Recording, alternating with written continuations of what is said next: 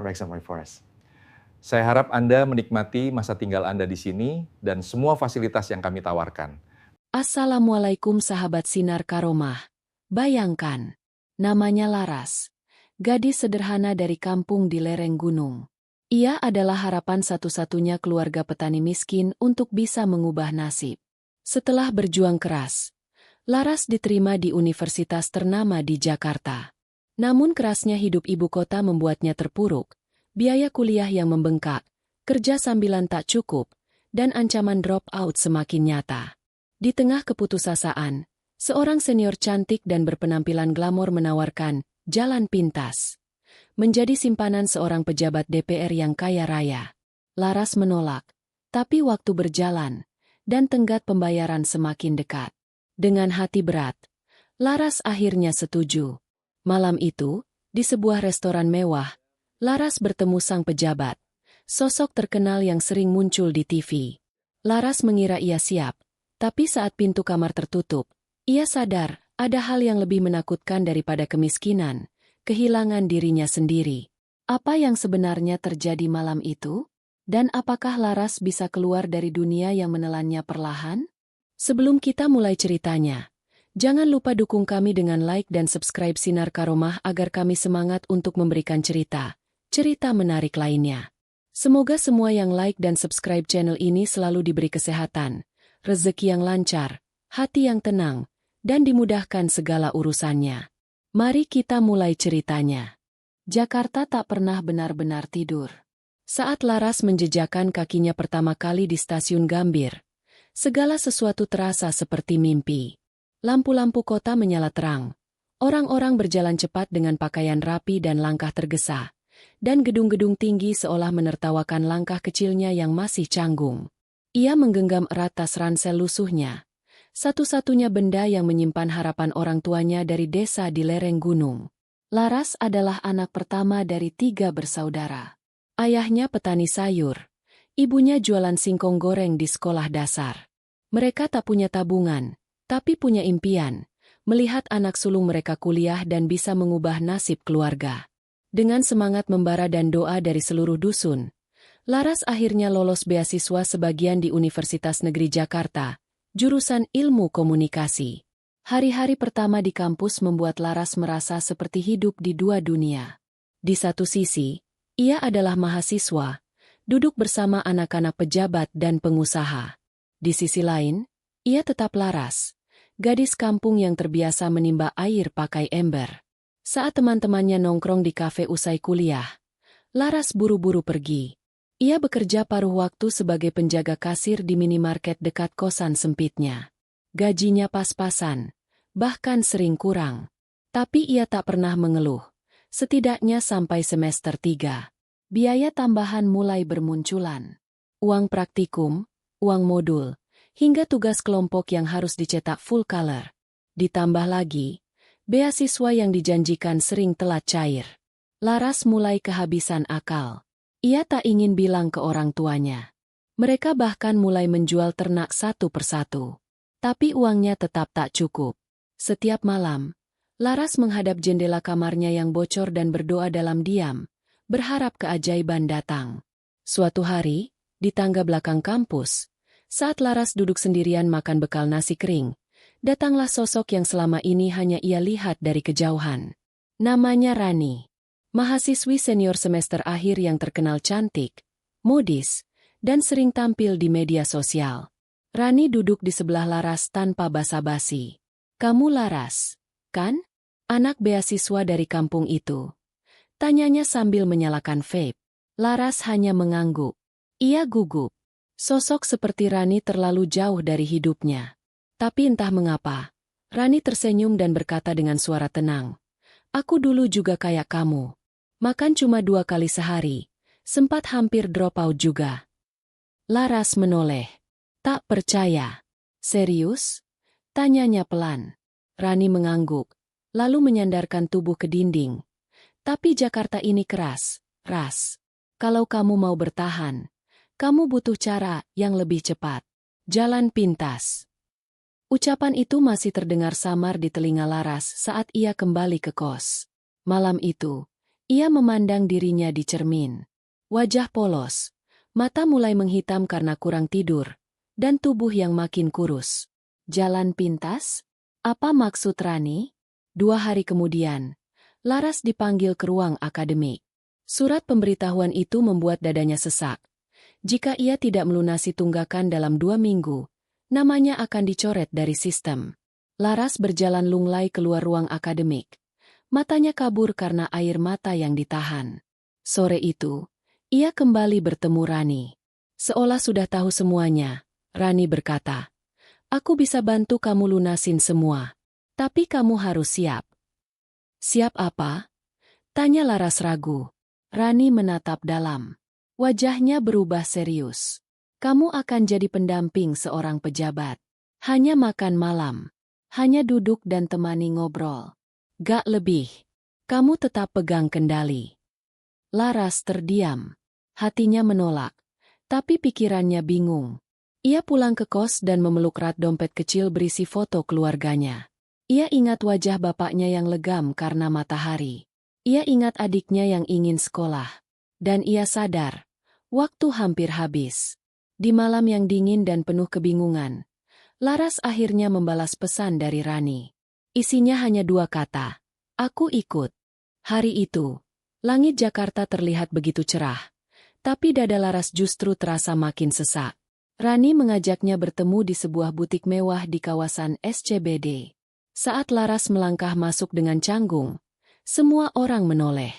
Ia merasa seperti alien di tengah kerlap-kerlip dunia yang bukan miliknya.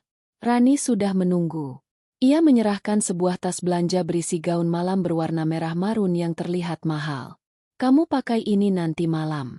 Kita makan malam di Hotel Bintang 5, dan kamu akan bertemu langsung dengan beliau," ujar Rani tenang. "Siapa beliau?" tanya Laras gugup. Rani hanya tersenyum simpul. "Seorang anggota DPR. Namanya Pak Guntur. Kamu pasti tahu.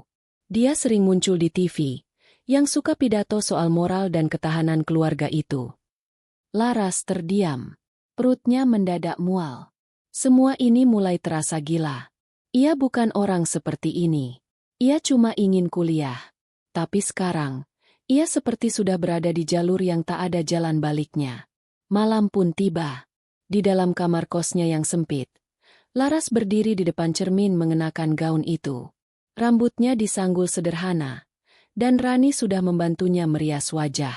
Tapi saat Laras menatap refleksinya sendiri, ia nyaris tak mengenal siapa yang ia lihat. Gadis lugu dari kampung itu kini seperti wanita dewasa, dengan mata penuh kebimbangan. Sebuah mobil sedan hitam menjemputnya. Sopirnya mengenakan jas, dan hanya berkata, "Sudah ditunggu." Laras duduk di kursi belakang dengan tangan yang terus gemetar. Sepanjang jalan, pikirannya penuh bayangan buruk. Tapi setiap kali ia ingin kabur, wajah kedua orang tuanya kembali muncul. Ia sudah terlalu jauh untuk mundur. Restoran itu berada di lantai atas sebuah hotel mewah. Langit malam terlihat luas dari balik jendela kaca yang besar. Saat Laras masuk, lampu kristal menggantung di atas kepala, dan musik piano pelan terdengar dari sudut ruangan. Di salah satu meja, duduk seorang pria sekitar 50-an. Wajahnya memang familiar. Senyumnya tenang, dan tatapannya tajam. Ia berdiri sambil menjabat tangan Laras. "Kamu Laras, ya? Cantik sekali malam ini," katanya lembut. Laras hanya tersenyum kaku. Mereka duduk, dan percakapan dimulai. Awalnya semua terasa biasa saja, tentang kuliah, keluarga, hingga hobi. Pak Guntur sangat pandai membuat Laras merasa nyaman, atau setidaknya lupa bahwa ini semua adalah awal dari sesuatu yang tak biasa. Makanan mewah datang satu persatu. Laras hanya memain-mainkan garpunya. Ia tak bisa makan. Ia hanya ingin cepat pulang. Tapi setelah 2 jam, saat semua tamu lain sudah pulang, Pak Guntur berdiri. "Ayo, kita lanjutkan ke atas. Aku sudah siapkan kamar. Kamu pasti capek, ya?" Laras terdiam. Ini dia, momen yang sejak awal ia takuti. Ia hanya berdiri dan mengikuti di belakang. Liftnya mewah dan hening. Suara dentingan lantai terdengar begitu lambat. Setiap detik terasa seperti palu yang menghantam dadanya. Kamar itu besar, wangi, tertata sempurna. Pak Guntur masuk lebih dulu, lalu melepas jasnya dan meletakkannya di sofa. Kamu bisa duduk di sana. Aku cuma mau ngobrol kok, ucapnya sambil menuangkan minuman. Laras duduk di tepi ranjang. Jantungnya berdetak sangat cepat. Tangannya berkeringat. Ia tak tahu harus berkata apa. Lalu tiba-tiba, Pak Guntur duduk di sebelahnya. Tangannya menyentuh bahu Laras. Refleks. Laras berdiri. Maaf saya belum siap. Katanya pelan. Hampir tak terdengar. Pak Guntur terdiam sejenak. Lalu tertawa kecil. Siapa bilang kamu harus siap? Aku tidak memaksamu malam ini. Tapi kamu tahu kan, bantuan itu tidak datang gratis. Semua ada harganya. Laras terdiam. Kata-kata itu seperti jerat. Hatinya seolah tercekik. Ia tak bisa keluar. Tapi ia juga tak bisa masuk. Di saat yang sama, ponselnya bergetar. Sebuah pesan masuk dari ibunya. Ayah kamu jatuh dari kebun. Kalau ada uang lebih, kirim ya. Kami nggak punya untuk bayar tukang pijat. Laras menatap layar itu lama. Di depannya, Pak Guntur menyender santai di sofa, menyesap minumannya sambil tersenyum samar. Dunia terasa sepi. Sangat sepi. Malam itu berlalu lambat. Seperti ditahan oleh waktu yang enggan bergerak. Laras tak tahu berapa lama ia berdiri mematung di tepi ranjang, memandangi lantai hotel berkarpet tebal. Pak Guntur tak menyentuhnya malam itu. Tapi tatapan matanya cukup membuat Laras merasa telanjang. Ia pulang dengan hati yang remuk. Sesampainya di kosan, Laras menangis tanpa suara. Tangannya menutupi mulut. Tubuhnya gemetar di balik selimut. Bukan karena sesuatu yang dilakukan padanya, tapi karena ia merasa telah kehilangan dirinya sendiri. Ia sadar, malam itu bukan akhir, melainkan awal dari sebuah dunia yang gelap, licin, dan sangat sunyi. Esoknya, uang masuk ke rekeningnya. 20 juta rupiah. Lebih dari cukup untuk membayar tunggakan kuliah, membeli laptop baru, bahkan mengirim sebagian ke orang tua. Tapi Laras tidak tersenyum. Ia hanya menatap layar ponselnya lama, sebelum akhirnya memindahkan sebagian uang itu ke rekening ibunya. Rani muncul lagi sore itu, membawa 2 cup kopi kekinian. Kamu hebat, Ras, katanya sambil menyerahkan kopi. Aku nggak ngapa-ngapain, jawab Laras lirih. Rani tertawa kecil. Justru itu yang paling disukai dari kamu. Lugu, nurut, nggak banyak tanya.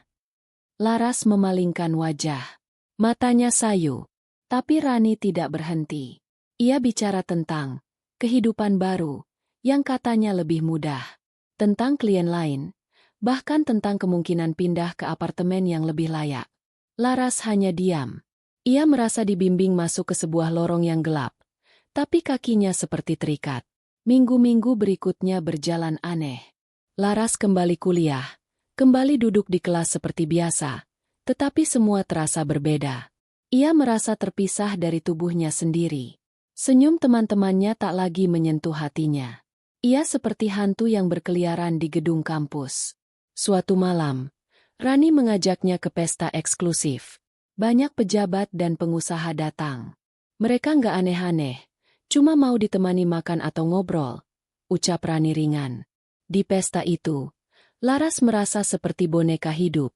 Ia mengenakan dres putih gading, berdiri di antara para pria tua bermata lapar. Suara tawa dan gelas beradu memenuhi ruangan, tapi kepala Laras penuh dengan tanya. Apa yang sebenarnya aku lakukan di sini? Salah satu tamu mendekatinya.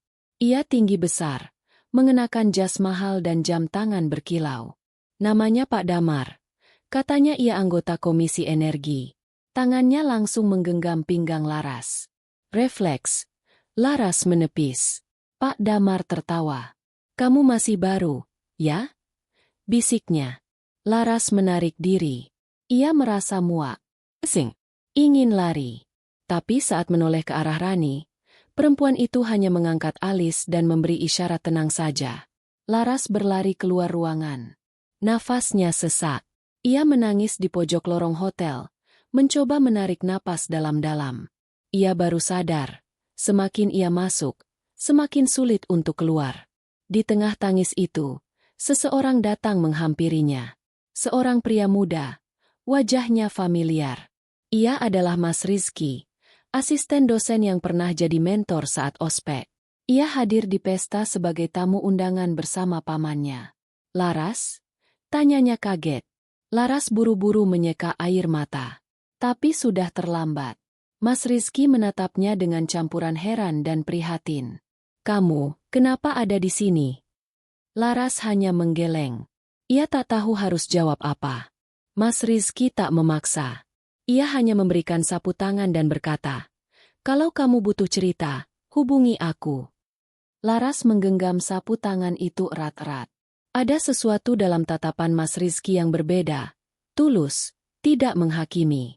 Untuk pertama kalinya sejak semua ini dimulai, Laras merasa dilihat sebagai manusia. Malam itu, ia pulang lebih cepat. Di dalam kamar kosnya, ia menatap cermin. Wajahnya masih cantik, tapi matanya sudah kosong.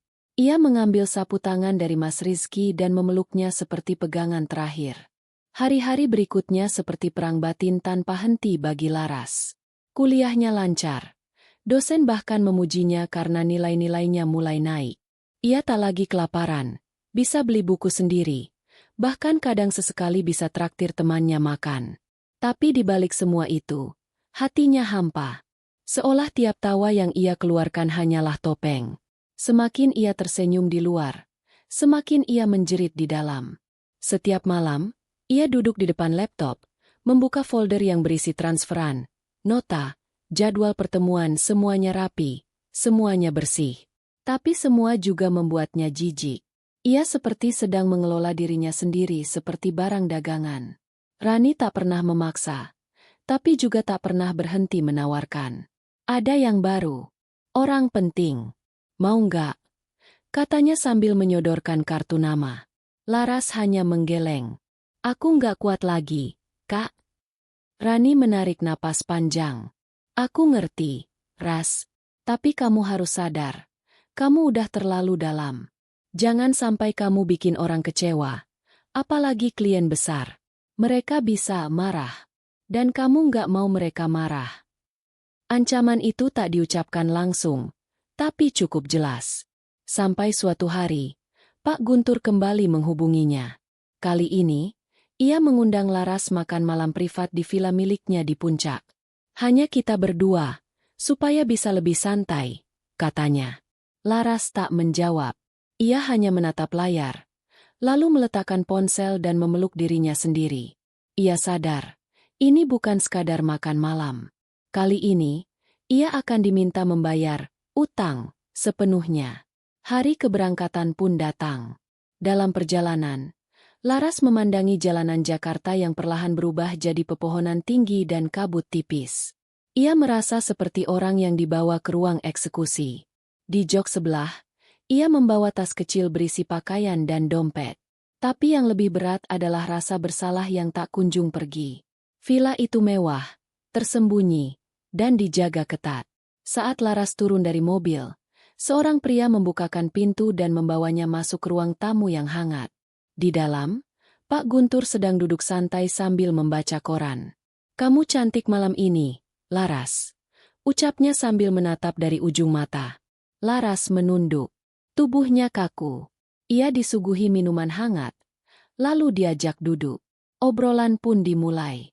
Tentang politik, tentang berita, tentang cuaca. Tapi semua itu hanyalah pembuka. Sampai akhirnya, Pak Guntur berdiri, meraih tangan Laras, dan mengajaknya naik ke lantai atas. Laras menggeleng. "Pak, saya belum siap. Saya belum tahu diri saya sendiri." Pak Guntur berhenti sejenak, menatap Laras dengan tajam. "Sudah cukup kamu bermain aman, Laras. Semua yang aku bantu ke kamu, bukan cuma buat main rumah-rumahan. Sekarang giliran kamu tunjukkan bahwa kamu tahu diri." Laras terduduk. Kepalanya pusing. Ia ingin menjerit, tapi mulutnya terkunci. "Pak, tolong," bisiknya. Tapi tak ada jawaban. Pak Guntur berjalan terus ke arah kamar, lalu membuka pintu dan menoleh, menunggu. Laras berdiri dengan lutut gemetar, berjalan perlahan. Di ambang pintu itu, ia berhenti. Dunia terasa runtuh di balik langkah kecil itu. Tiba-tiba, tring. Sebuah suara notifikasi masuk ke ponselnya. Laras membuka. Sebuah pesan dari Mas Rizky. Aku masih di Jakarta. Kalau kamu butuh bantuan atau sekadar kabur sebentar, bilang ya. Tangan Laras gemetar. Ia menatap pintu kamar yang terbuka. Di dalamnya, Pak Guntur sedang melepas dasinya. Lalu Laras memejamkan mata dan lari. Ia berlari menuruni tangga, tanpa alas kaki, tanpa mengambil tasnya. Ia menerobos hujan yang mulai turun, meminta sopir untuk membawanya pulang. Tapi tak ada yang menolong. Semua orang di sana diam. Ia akhirnya keluar ke jalan dan memberhentikan mobil sembarang. Tubuhnya basah kuyup. Ia meminjam ponsel orang asing untuk menelepon Mas Rizky. Mas, tolong aku.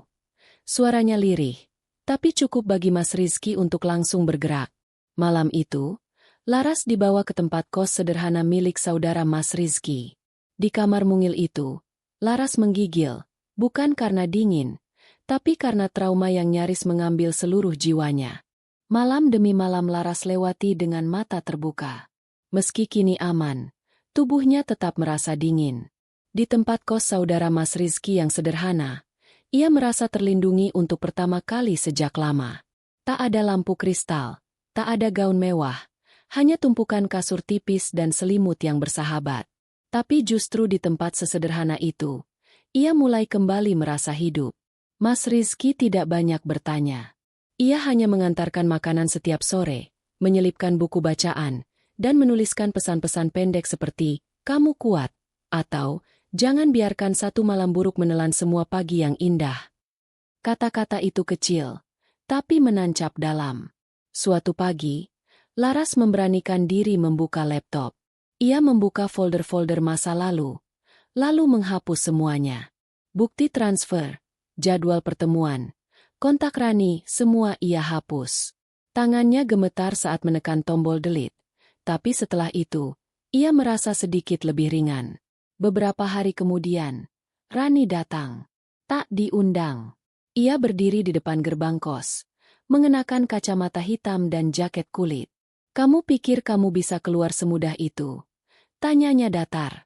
Laras tidak gentar. Ia keluar, berdiri tepat di depan Rani. "Aku gak utang apa-apa sama kamu, Kak."